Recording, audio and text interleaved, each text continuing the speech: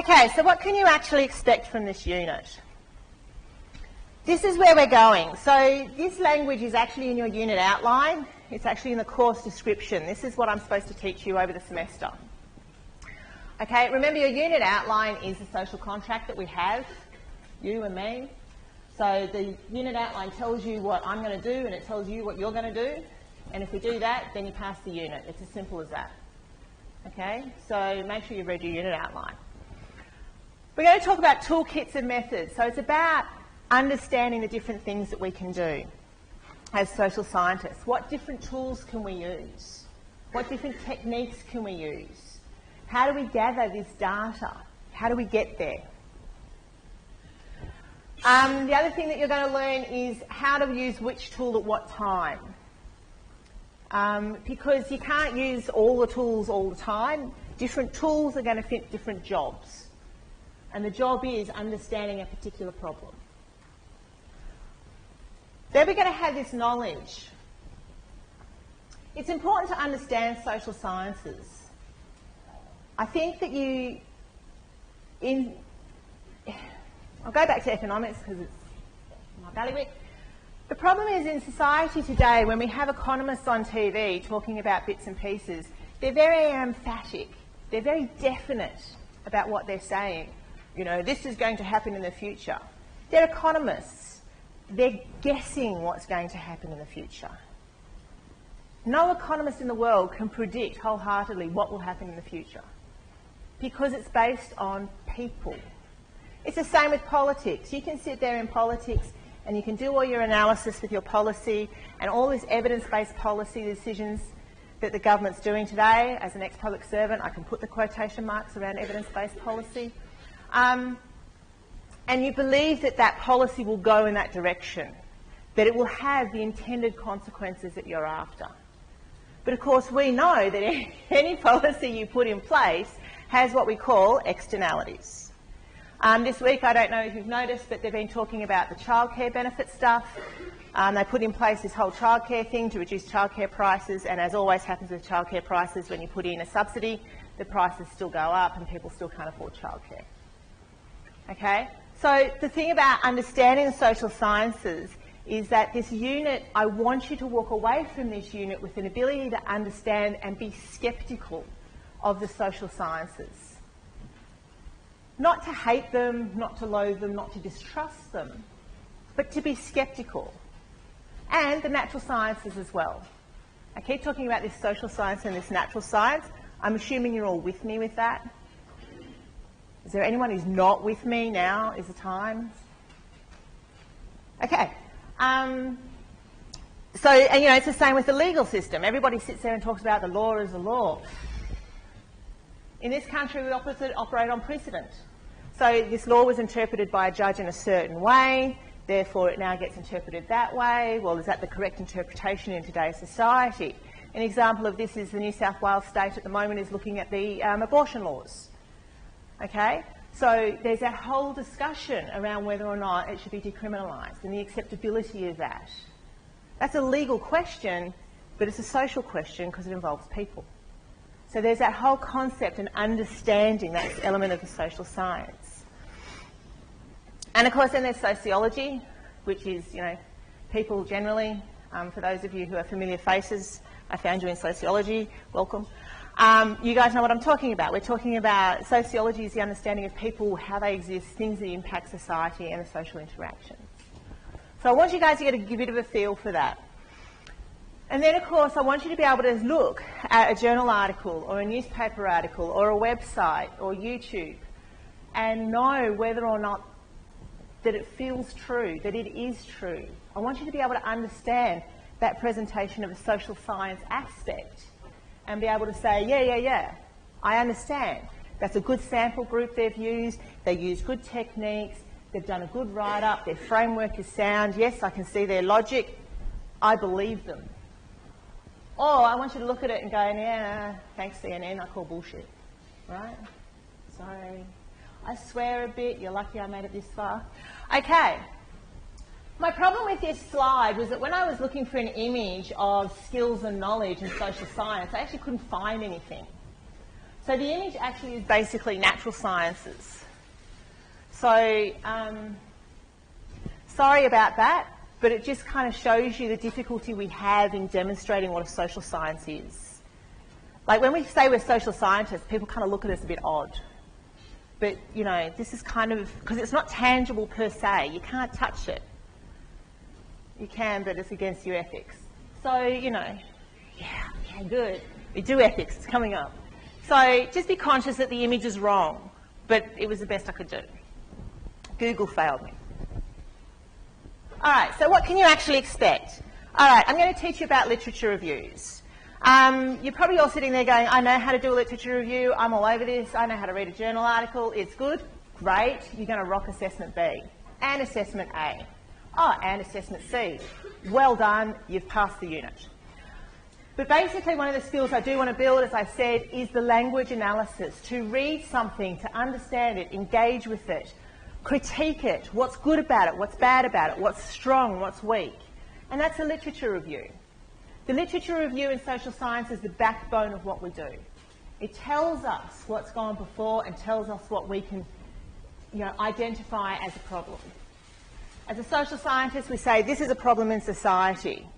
I go away, I do my literature review. It's okay, lots of people have talked about it, I understand that it's solved, no problems, I can walk away.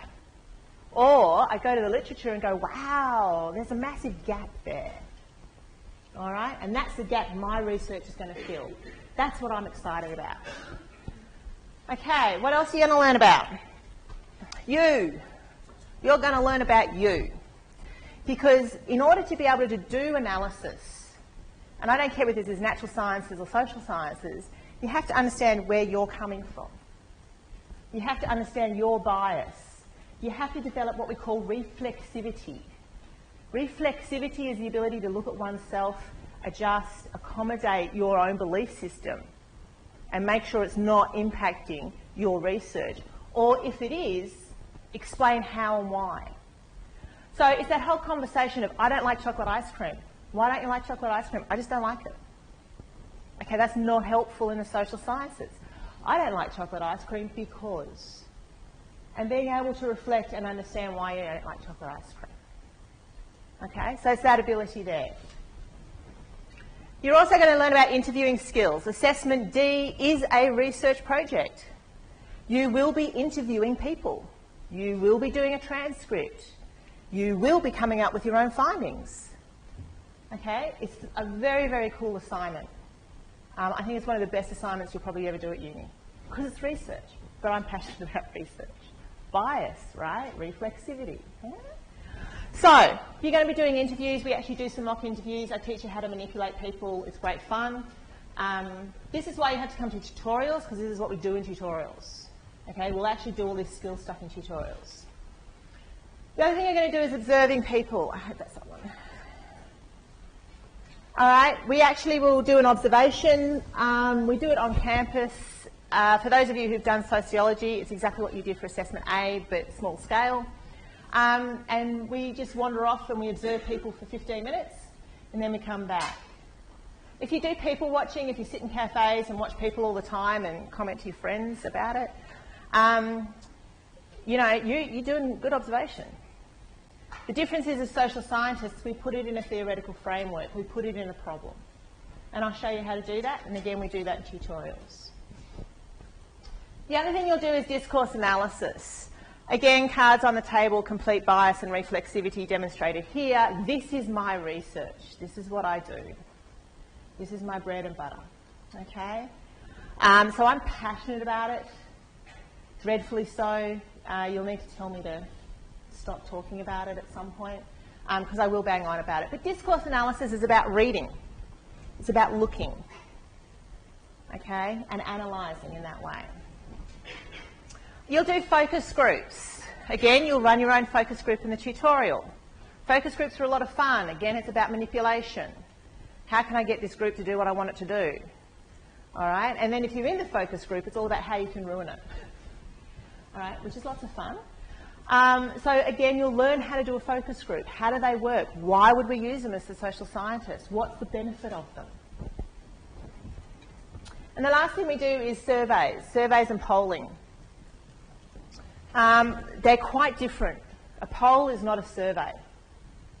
So we'll have a conversation about that, and then when we would use them and why we wouldn't. Okay. One thing I haven't talked about here is the quant and qual divide. No, Melt, that's the last slide. Shut up. So that's the stuff that you're actually going to learn. And I'm running behind time. Okay, success looks like. Please read your unit outline. Read your unit outline, read your unit outline. Can't emphasise that enough. It is the contract between you and me. Read it, read it, read it. Right, good. This is your assessment. Assessment B, as I said, is Monday week 4. There is support material for you in YouTube on how to do Assessment B. If you've not seen that, I'm going to show you in a minute. So you're not alone. It's not like you've never done this before and you've got no idea. Trust me, I've made some videos. It's all good. And I have done it in week 4 so that you can make that judgment call about whether or not you're going to hit that census date with this unit. All right? It's really important you enjoy your university experience. Don't come to uni hating it. Come to uni loving it. If you're not loving it, something's got to give. Maybe it's that third job you're doing, I don't know. Because you guys are under a lot of pressure, so just really be conscious about enjoying this experience. And that's all the rest of them. Now, the 80-20 rule, it's the Pareto principle. You probably know about this. Basically, 80% of your grade is going to come from probably 20% of your work. So, please do not hand in your assessments 3 days late because you were editing it, because you were tidying it up, because it didn't feel right. You're really much better handing it in on time. Okay, last semester I can't tell you how many distinctions became fails. All right? I think about 10 times I took 30 marks off assignments. Okay, that's 6 days late. Don't do it. Hand anything in on time is better than handing in something in late. Okay, you know what all your assessment dates are for all your units. Do a little timetable, schedule it out, hand in your work on time. Hate taking marks off for late work. All right? If you do need to hand in something late and you want an extension, all the rules are on Canvas. You've got to fill in the correct form, you've got to email it to me, you've got to have the evidence. That goes for assessment A. You cannot just not show to a tutorial that you're scheduled to present at and then rock up the next week and say, I wasn't here, can I do it now? No. It is a formal assessment item. You must submit a formal request. So, be very clear on that. All right, if you do all those things, you will pass the unit. It's not that hard, really. If you want a high distinction, then you've got to do a little bit more. But if you hand in every piece of assessment, basically you pass the unit because, you know, it's well supported, I think. Okay, so this is what success looks like.